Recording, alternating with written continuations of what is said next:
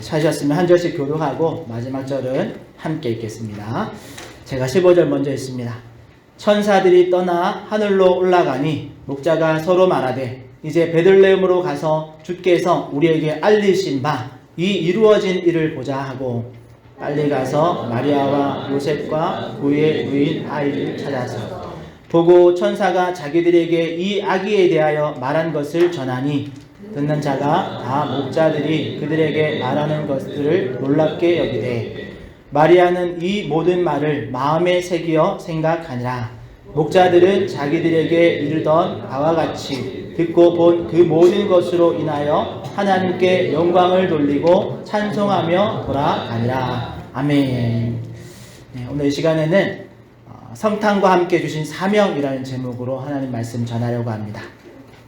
우리 어제 저녁에 우리 소요예배 때 우리 누가복음 2장 1절에서 7절의 말씀을 나누었습니다. 그리고 오늘은 그 말씀 이어서 8절부터 20절까지 등장하는 사건, 우리 천사를 통해서 예수님 메시아의 탄생의 소식을 들은 목자들에 대한 이야기를 나누려고 합니다. 오늘은 8절부터 있지 않았지만 오늘 15절에 있는 15절 이후의 말씀을 좀 생각해 보려고 하는데요. 지난주 우리 성탄 발표회 때 퀴즈로 나갔던 질문인데, 여러분 예수님의 탄생의 소식을 천사들이 가장 먼저 들었던 사람이 누구일까요? 네, 오늘 사건에 등장하는 양치던 목자들입니다. 그리고 누가복음을 기록한 누가는 우리 8절에서 14절까지 천사가 목자들에게 예수님의 탄생을 알리는 장면을 자세하게 기록해 놓았습니다. 그리고 우리가 잘 아는 성탄절의 멘트 중에 대표적인 멘트, 오늘 기도할 때도 또 나왔었는데, 오늘 다윗의 동네에 너희를 위하여 구주가 나셨으니 곧 그리스도 주시니라. 지극히 높은 곳에서는 하나님께는 영광이요 땅에서는 하나님이 기뻐하시는 사람들 중에 평화로다 라는 이 선언이 오늘 목자들이 처음 들은 메시지였죠. 그리고 이 놀라운 소식을 들은 목자들의 반응이 오늘 우리가 읽은 15절에서 20절까지의 말씀에 기록되어 있습니다. 그 말씀들을 한 절씩 살펴보면, 먼저 15절 말씀에 보면 천사들이 떠나고 하늘로 올라가고 나서 목자들이 서로 이렇게 말합니다. 이제 베들레헴으로 가서 라고 되어 있는데, 여기 먼저 이제라는 표현은 지금 바로 가보자. 베들레헴으로 가서 주께서 우리에게 알리신 바 이 이루어진 일을 보자 라고 말하면서 이제 이 목자들이 마을로 내려가죠. 이 15절에서 이 목자들의 말 속에서 발견되어지는 것들이 몇 가지 있는데요. 특이한 것들이 있는데, 첫 번째로는 천사가 말한 것을 보면 11절에 분명히 다윗의 동네라고 말했거든요. 베들레헴이라는 언급을 하지 않았습니다. 천사들은. 그런데 목자들은 다윗의 동네에 구주가 나셨다라는 이런 천사의 말을 듣고 우리 베들레헴으로 가보자 라고 이렇게 말하는 걸 보면, 여기서 우리가 알 수 있는 건 이 목자들이 그 신분이 좀 비천하고 환경이 좀 소외된 그런 분리되어 있는 생활들을 하지만, 그럼에도 불구하고 이 다윗 왕에 대한 이야기를 알고 있다라는 거죠. 그리고 전에 내려오던 메시아의 오심이 베들레헴에서 임한다라는 것을 이 목자들이 알고 있다라는 것을 볼 수 있습니다. 그러니까 바로 베들레헴에 내려가보자 이렇게 하는 거죠.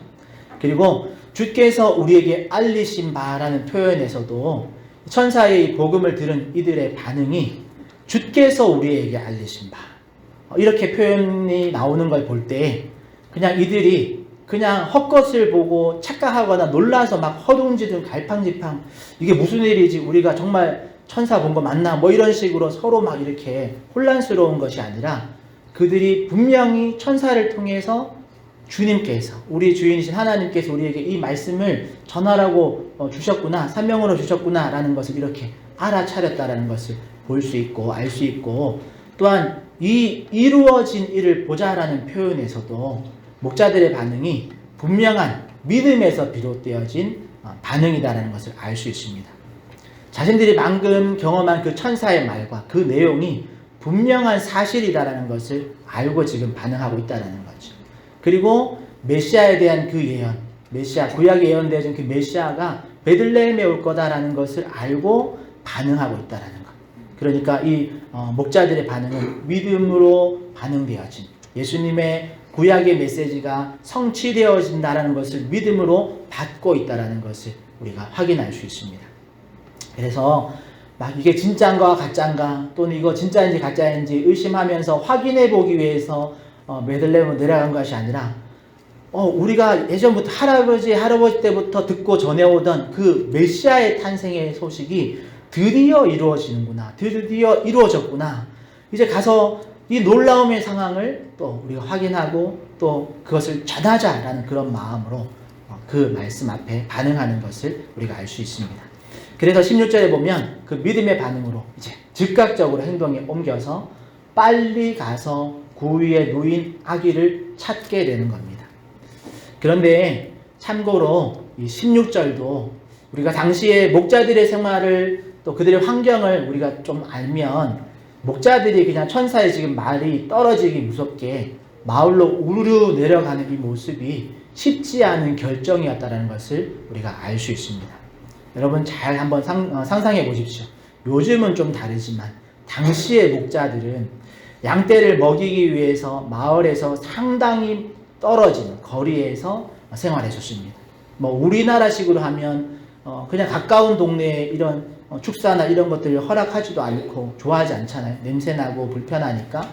그래서 과거에는 정말 마을에서 수리를 떨어진 한나절 또는 하루 이틀 걸어서 가야 하는 그런 곳에 목자들이 모여서 동네에 있는 이 양떼들 또 소떼들을 이렇게 모였고, 그리고 그렇기 때문에 이런 어떤 양식을 구하기 위해서 동네에 특별히 많은 인원이 가서 내려가야 할 일이 있을 때는 정말 양식이 다 떨어져서 양식을 구하기 위해서 마을로 특별히 갈 때만 여러 명이 함께 내려가서 이제 마을에 들르는 거지, 보통은 양떼를 돌보는 것이 우선인 이 목자들이 다 함께 내려가서 우르르 마을에 내려올 일이 거의 없습니다.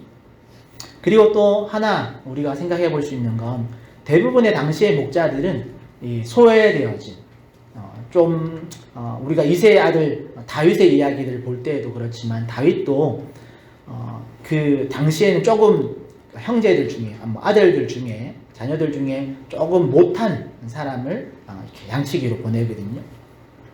왜냐하면 결혼하고 또 가정이 있는 또 자녀가 있는 사람들은 마을에 남겨놓겠죠. 그런데 그렇지 않고 홀로 있고 또 조금 저 아들은 우리 가정에 있어도 크게 그렇지 않은 아들들을 이렇게 목자로 보내는 거니까, 그런 상황에서 이렇게 조금 소외되어지고 또 방치되어진 그리고 양떼를 지켜야 하는 것이 우선인 그 청년들이 마을로 내려온다라는 것은 정말 아주 드문 일이고, 그리고 자칫 자신들의 부모에게 이 소식이 전해지면 어떻게 보면 이런 말 들을 수 있죠.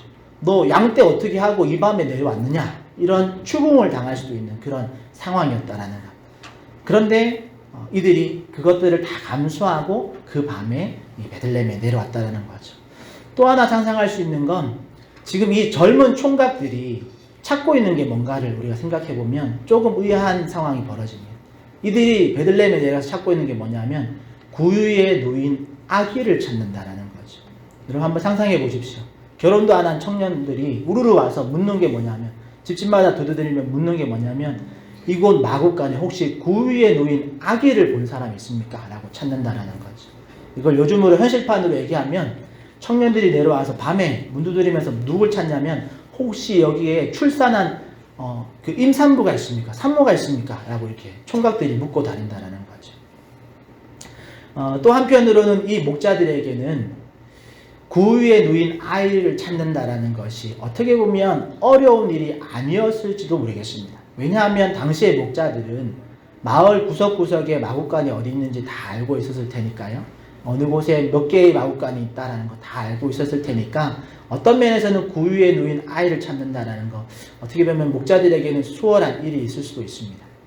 하지만 이 목자들의 이런 찾음을 통해서 베들레헴이라는 아주 작은 동네에 그 저녁에 소란이 일어났습니다. 밤에 많은 청년들이 내려온 것도 있고, 그리고 이곳저곳 마구간을 찾아다니는 이 일을 통해서 이 작은 동네에 작은 소동이 일어났습니다. 그래서 17절 말씀에 보면 목자들은 구유에 누인 아이를 찾아내죠. 그리고 그 천사들이 자기들에게 한 그 이야기를 아이에 대해서 이렇게 말을 전해줍니다. 그런데 18절의 말씀에 보니까 거기에 기록하고 있듯이 듣는 자가 다 목자들이 그들에게 말하는 그 내용을 듣고 놀랍게 여기더라 라고 기록되어져 있습니다. 즉 목자들의 이 복음을 전파하는 것을 들은 사람들이 요셉과 마리아 두 명만 있었던 게 아니다라는 것을 지금 성경에서 표현해 놓은 거죠. 듣는 자가 다 놀랍게 여기더라. 목자들의 말을 놀랍게 여기더라. 마을 사람 전체가 다 나와서 그 마구간 앞에 서 있지는 않았겠지만 이 목자들의 소동을 통해서 밖으로 나와왔던 사람들, 그리고 목자들이 전한 이 내용을 들은 사람들이 무슨 일인가 싶어서 요셉과 마리아와 아기 예수님의 그 마구간을 들러보았겠죠. 그리고 목자들이 전한 소식을 다 들었습니다. 그런 다수가 모여 있었습니다. 그리고 이 복음을 함께 다 들었습니다. 그리고 반응이 18절 말씀 후반부 놀랍게 여기되 라고 기록되어 있습니다. 예전 개역 한글 성경에서는 기히 여겼다 라고 기록해 놨습니다. 그런데 이 반응은 목자들이 천사들에게 복음을 들려주었을 때, 그러니까 목자들이 처음 이 복음을 들었을 때의 반응과 사뭇 다른 반응을 합니다. 온도 차이가 좀 많이 납니다. 목자들은 천사들에게 복음을 들었을 때 정말 믿음으로 반응하고 즉각적으로 그걸 행동으로 옮기는 반응을 보여줬습니다. 그런데 목자들이 전해준 이 복음을 들은 여러 사람들은 그저 놀랍게 여길 뿐이었습니다. 그냥 기히 여길 뿐이었습니다. 목자들이 분명히 천사들이 말한 것 그대로 전했을 겁니다. 오늘 다윗의 동네에 너희를 위하여 구주가 나셨으니 곧 그리스도 주시니라 라고 말했을 텐데, 여러분 당시에 그리스도라는 이 호칭은 아무에게나 붙이는 일이 아닙니다. 메시아, 구원자라는 뜻을 갖고 있는 이 그리스도라는 호칭은 정말 구약에 예언되어진 그 메시아 구원자가 이 땅에 임한다라는 것을 말할 때 붙이는 호칭입니다. 그러니까 함부로 그리스도라는 말을 언급하기 어려운 그런 아주 큰 호칭인데, 그런 호칭을 지금 사용해서 천사들의 말을 대신해서 전달해 줬음에도 불구하고 마을 사람들은 그냥 놀라고 기이 여길 뿐이었습니다. 아무도 구주가 나셨다라고, 이 아이가 그리스도다라고 말해줬는데도 불구하고 그 중에 아무도 요셉과 마리아와 이 구유에 누인 아이를 자신의 집으로 초대하는, 모시는 사람이 아무도 없었습니다. 그냥 구유에 누인 아기를, 그리고 구유에 누인 아이를 경배하거나 그를 향해 찬송을 높이는 사람들이 아무도 없었습니다. 그냥 목자들이 하나님께 찬양과 경배 드리고 돌아가는, 자기 목자의 자리로 돌아갔다라고 18절을 기록하고 있는 거죠. 여러분, 그렇기 때문에 19절의 기록이 더 의미가 있는 겁니다. 여러분, 아무도 목자들이 전한 복음을 듣고 믿지 않는 반응을 하고 있지만 아이의 어머니인 마리아는 그 모든 말을 마음에 새기고 생각했다라고 성경은 기록하고 있습니다. 물론 마리아는 자신에게 성령으로 잉태되어진 그 아이의 소식을 처음 들었을 때도 그렇고 이 일이 특별한 일임을 알았습니다. 하지만 오늘 본문에 마음에 새기어 생각했다라는 것은 처음 천사를 통해서 성령으로 잉태되어진 소식을 들었을 때의 그런 믿음의 반응과 또 다른 차원의 믿음의 반응입니다. 여러분, 마리아의 입장에서는 자신의 뱃속에 메시아, 구원자가 자라고 있다는 것을 알고 다양한 기대를 했을지도 모르겠습니다. 그러나 현실은 이 뱃속에 아기가 자라는 그 10달 동안 마리아와 요셉에게는 특별한 변화가 없었습니다. 아무도 알아주지 않았고 아무도 이 아이의 태교를 위해서 도움을 주지도 않았습니다. 그냥 평범한 부부의 평범한 그런 태교를 했을 뿐이죠. 아니, 오히려 어제도 우리 저녁 잠깐 나누었지만 로마의 황제가 명령을 통해서 갑자기 모든 백성들, 속국에 있는 모든 백성들은 각자의 고향으로 돌아가서 호적하러 가라 라고 그 명령을 통해서 정말 먼 길을 그런 임신한 몸으로 걸어서 그 먼 길을 가야 하는 그런 과정을 겪었던 거죠. 그리고 그 먼 길을 가는 동안도 아무런 사인이 기록되어 있지 않습니다. 더더욱 오늘 그 아이를 해산한 날, 아이를 낳는 순간까지도 뱃속에 있는 아이, 태어나는 이 아이가 구원자, 그리스도, 메시아다라는 그런 특별한 존재에 대한 아무런 표징이 없었습니다. 여러분, 정말 이해 안 될 만큼 아기 예수님의 탄생은 정말 평범했습니다. 아니, 평범한 수준도 못 되는 정말 비천한 출생이었습니다. 여러분, 최소한 평범하려면 최소한 첫째 아이를 낳는데 마구간이 아닌 최소한 사람이 사는 따뜻한 집안에서 깨끗한 요람의 아이를 누워놨을 텐데 그것마저도 누리지 못한 그런 정말 낮고 천한 탄생이었다는 거죠. 그러니까 여러분 한번 우리 부모님들 또 어머니들 한번 생각해 보십시오. 내가 특별한 출산을 한다라고 듣고 10달을 고이고이 키웠는데 그 아이가 태어나는 순간까지도 아무런 도움이나 표징이나 하나님께서 어떤 조치도 안 해주시는 그런 상황에서 여러분 마리아의 마음 어땠을까 한번 생각해 보면 마리아가 정말 혼란스러웠겠죠. 세상을 구원할 메시아가 이 땅에 왔는데 천사가 나타나서 뭐 빵빠레 올려주는 것도 아니고 물론 목자들은 그 모습을 목격했지만 마리아는 그런 걸 본 적이 없습니다. 그렇다고 베들레헴에 어렵게 왔는데 베들레헴 동네에서 누군가 준비되어진 어떤 사람들이 나를 맞이해주고 그 메시아의 탄생을 환영해주는 것도 아니었습니다. 오히려 현실은 아기를 낳을 곳도 없고 누일 곳도 없고 아기를 감쌀 천도 없어서 말구 위에 그 강보에 싸서 그 아이를 이렇게 둔 정말 비천하고 궁핍한 자신들의 처지를 보면서 정말 내가 낳은 이 아이가 진짜 천사가 예언한 그 메시아가 맞을까라는 생각까지도 하지 않았을까요? 그런데 그때 이제 목자들이 막 소란이 일어나고 목자들이 그 마구간에 들이닥치고 정말 그 아이 사람이 있는 것도 아닌 마구간에 한 가정 부부가 거기서 갓 태어난 아기 품고 있는 그 모습을 보면서 목자들이 정말 우리가 방금 천사들에게 이 모습을 예언을 듣고 와서 이거 확인한다고 이 구주가 메시아가 이 땅에 오실 텐데 그 아기가 마구간에 구유에 누워있다라고 그 소식 듣고 우리가 지금 그거 확인하러 왔다. 이 아이는 특별한 존재라고 그렇게 목자들의 이 복음의 기쁜 소식을 목자들의 소식을 통해 목자들의 입술을 통해서 듣게 되어졌다라는 거죠. 그래 어찌 보면 하나님께서는 오늘 이 목자들을 통해서 이 복음을 준비하신 목적은 정말 요셉과 마리아를 위해서 그들에게 힘 주시려고 격려하기 위함이다라는 것으로 우리가 생각해도 되겠습니다. 그러니까 하나님께서 이 목자들의 소식을 통해서 요셉과 마리아에게 이렇게 격려하는 거죠. 요셉과 마리아야 10달 동안 내가 아무도 알아주지 않고 출산하는 순간까지도 모른 척해서 미안해. 하지만 너희가 낳은 이 아이는 정말 내 아들이 분명하니까 의심치 말고 이제부터 앞으로 더 잘 키워라고 이런 메시지를 목자들을 통해서 알려주신 것 아닐까 생각해 봅니다. 그리고 저는 개인적으로 이번 성탄을 준비하면서 말씀을 준비하다 보니까 공교롭게도 누가복음의 말씀들이 쭉 이어져서 말씀이 전해졌는데요. 누가복음 말씀 준비하다가 보니까 유독 누가는 요셉과 마리아와 또 예수님의 이 형편을 너무 그냥 적나라하게 정말 비천한 모습을 그대로 기록해 놓은 것 같았습니다. 그런데 이거는 어떻게 보면 누가복음을 저술한 목적에 딱 맞는 그런 표현들과 그런 구성이었습니다. 왜냐하면 여러분도 아시겠지만 우리 공간복음의 마태복음은 왕으로 오신 예수님을 소개하는 책입니다.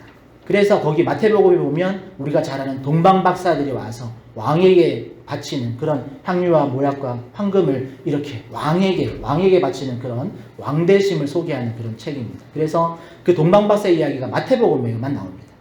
또 마가복음은 보통 우리가 섬김의 왕, 종으로 오신 예수 그리스도를 소개하는 책이다 보니까 족보도 없이 그냥 예수님의 탄생에 대한 이야기 소개도 없이 그냥 시작합니다. 그리고 오늘 우리가 다루는 누가복음은 누가복음의 큰 타이틀은 인자로 오신 예수 그리스도, 그러니까 인간으로 오신 예수님에 대한 소개를 하는 책이 누가복음입니다. 그러니까 정말 현실적인 현실을 그대로 담아내기 위해서 누가는 예수님의 탄생에 이런 부족한 또 비천한 그런 모습, 현실 그대로를 이렇게 소개하는 거죠. 그래서 오히려 이 요셉과 마리아의 모습, 예수님의 모습이 더 짠해 보이고 또 오늘날 우리의 인생과 너무 비슷한 모습들, 또 공감되어지는 부분이 많은지도 모르겠습니다. 어쨌든 그렇게 20절에 목자들의 이 사명들을 다 감당한 목자들은 이제 하나님을 찬양하고 자신들의 자리로 돌아갑니다. 그리고 여기까지가 오늘 본문의 이야기죠. 그러면 이런 본문의 내용을 통해서 우리가 발견할 수 있는 그런 의미가 무엇일까? 그것은 바로 복음에 대한 믿음의 반응을 어떻게 해야 하는가를 우리가 점검해 볼 수 있는 기준점이 된다는 거죠.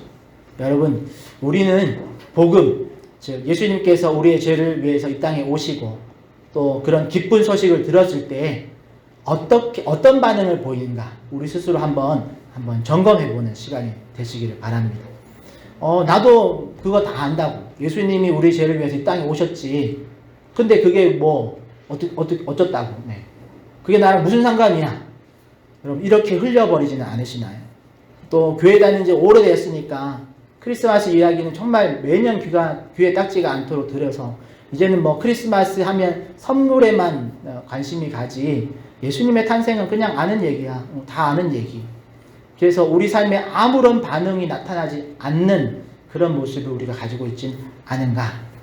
그냥 진짜 평범한 이야기, 일상의 얘기처럼 지나쳐 버리지는 않는가? 우리 스스로에게 한번 질문해 보시기를 바랍니다. 여러분, 어찌 보면 오늘 본문의 장면 중에서 가장 믿음이 없는 사람들은 누구냐면 베들레헴 동네 사람들입니다. 여러분, 베들레헴 동네 사람들 다 유대인입니다. 구약의 메시아에 대한 이야기 다 아는, 목자들도 알 정도의 수준이면 베들레헴의 동네 사람들은 자신의 그 동네에서 다윗도 태어났고 나중에 구약에 보니까 메시아도 우리 동네에서 태어난다는 것쯤은 아는 사람들입니다.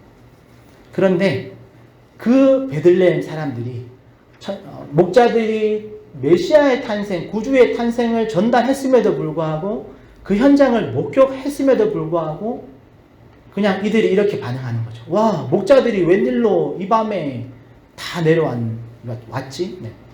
얘들이 지금 내려와도 괜찮아? 너 양떼도 어떻게 하고 내려온 거야? 네. 또 뭐 마구간에 막 갔다가 그리고 막 그 밤을 새운 것도 아니고 확인하고 메시지 전달하고 다시 올라갔거든. 양 쳐야 되니까 다시 올라갔습니다. 그 모습 보면서 마구간 아기 찾았나? 마구간 들렀다가 또 올라가네. 지금 올라가면 아침 돼야지 도착할 텐데 뭐 이런 생각 했겠죠. 그런데 그런 생각하면서 베들레헴 사람들 아무도 주인공인 예수님에 대해서는 전혀 관심이 없습니다. 그저 특이한 현상, 기이하게 여기는 것에서 그치는 거죠. 그러니까 이 사람들에게는 그냥 특별한 일, 목자들이 우르르 내려왔다, 우르르 올라갔다, 아기 찾았는데 아기 찾았나 보다, 그러고 지나치는 그런 모습으로 그쳤다라는 거죠. 그러니까 이 사람들에게는 뭔가 정말 뒤집어지고 기적이 일어나야지만 그걸 믿을 정도의 그런 믿음밖에 되지 않는, 다르게 말하면 믿음의 반응이 없는 사람들입니다. 제가 간절히 바라기는 우리 한웅초연교회 오늘도 우리 성탄절 예배에 참여하신 우리 모든 성도님들에게는 결코 한 분도 오늘 베들레헴 사람들과 같은 정말 기이 여기고 끝 하는 그런 성도가 한 분도 없으시기를 정말 간절히 축복합니다. 여러분, 우리 안에 최소한의 믿음의 반응이 있어야 됩니다. 그 최소한의 믿음의 반응이 뭐냐면 목자들의 반응입니다. 오늘 예수님의 탄생의 소식을 전하는 이 목자들과 같은 반응이 우리 가운데 있어야 될 줄 믿습니다. 말씀을 받았을 때, 말씀이 또 들려질 때, 말씀이 깨달아질 때 그 말씀이 진짜 이루어짐을 믿고 행동으로 옮기는 그런 성도가 되시기를 축복합니다. 꼭 크리스마스 때만 예수님의 탄생을 외치고 선포하는 것이 아니라 예수님의 그 복음이 생각날 때마다 그 복음을 다른 누군가에게 전하기 위한 그런 구령의 열정이 우리 가운데서 일어나야 될 줄 믿습니다. 또 꼭 매일 예수님 믿으세요라고 전도하지 않더라도 우리가 말씀을 읽다가 깨달은 것들을 주변에 있는 성도들과 나누고 또 말씀을 통해서 우리의 삶 속에 어떤 삐뚤어진 것들을 바로잡는 그런 믿음의 변화들이 일어나기를 축복합니다. 여러분, 그렇게 우리 가운데 목자와 같은 말씀을 듣고 전달하는, 또 말씀에 믿음으로 행동하는 그런 믿음의 반응이 있기를 축복합니다. 또 한 가지 우리가 기억해야 될 믿음의 반응이 있습니다. 그게 뭐냐면 마리아와 같은 믿음이죠. 마리아처럼 그 예수님의 복음을 내 마음에 새기고 생각하는 그런 성도가 되시기를 축복합니다. 여기서 새기다라는 건 지키다, 보존하다라는 뜻을 가지고 있습니다. 그리고 생각하다라는 건 깊이 묵상하다라는 뜻이 있습니다. 그러니까 마리아는 오늘 이 목자들의 이야기를 마음에 간직했다는 거죠. 그리고 힘들 때마다 이 목자들의 이 이야기, 목자들이 전해준 이 메시지를 깊이 묵상했습니다. 아주 잠깐 지나쳐 왔지만 여러분, 천사가 수태고지, 성령으로 잉태되었다는 소식 들었을 때 처음 천사를 통해서 듣고 10달 동안 아무런 사인이 없었습니다.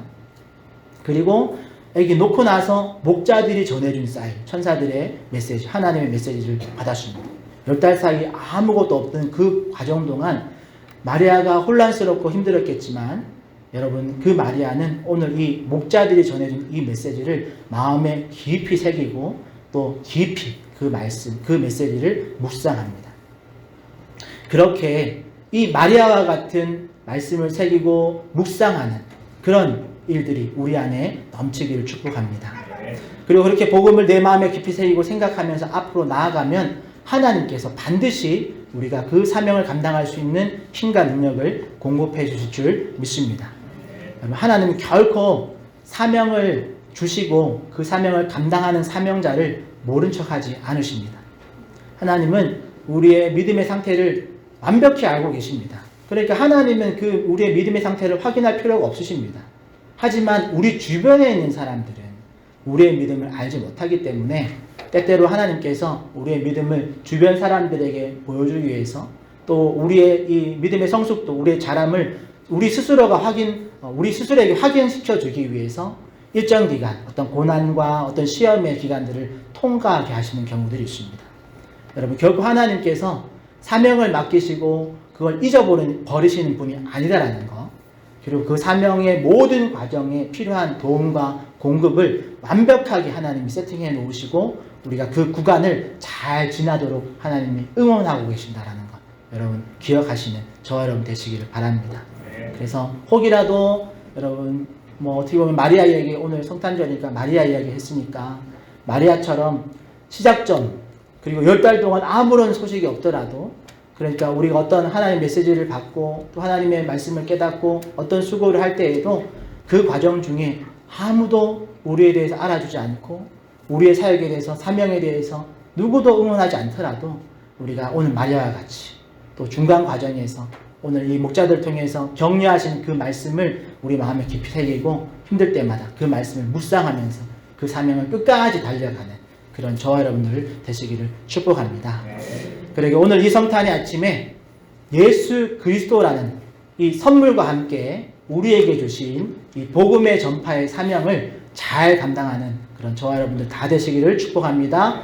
또 마리아와 같이 여러분 이 사명을 우리 마음에 새기고, 목자들은 복음을 전달하는 사명 마치고 올라갔지만 마리아는 이 아이를 이제 출산하고 이 아이를 키우는, 또 우리 지난 주일에도 나누었지만 이 아이가 하나님의 아들이라 일컬음을 받는 그 장면을 목격하기까지 평생을 이 아이를 잘 양육하는 그런 사명을 받았습니다. 그러니까 매 순간순간 어려움에 있을 때마다 오늘 이 목자들이 전해준 이 천사의 메시지를 마음에 새기고 깊이 생각하면서 그 아들을 잘 키워냈던 이 마리아처럼 우리에게 주신 이 사명을 끝까지 잘 감당하시는, 그렇게 선물과 함께 주신 이 사명을 잘 감당하시는 우리 하전충현교회 모든 성도님들, 또 오늘 방문하신 모든 성도님들 되시기를 예수님의 이름으로 축복합니다.